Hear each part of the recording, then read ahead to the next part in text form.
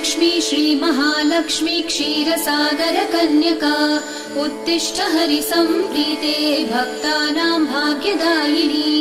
श्रीलक्ष्मी श्रीमहालक्ष्मी क्षीरसागरकन्यका उत्तिष्ठ हरिसम्प्रीते भक्तानां भाग्यदायिनी। उत्तिष्ठोत्तिष्ठ श्रीलक्ष्मी विष्णुवक्षस्थलालये उत्तिष्ठ करुणापूर्णे लोकानां शुभदायिनी। उत्तिष्ठोत्तिष्ठ श्रीलक्ष्मी विष्णुवक्षस्थलालये उत्तिष्ठ करुणापूर्णे लोकानां शुभदायिनी। श्रीपद्ममध्यवसिते वरपद्मनेत्रे श्रीपद्महस्तचिरपूजित पद्मपादे श्रीपद्मजातजननी शुभपद्मवक्त्रे श्रीलक्ष्मी भक्तवरदे तव सुप्रभातम्।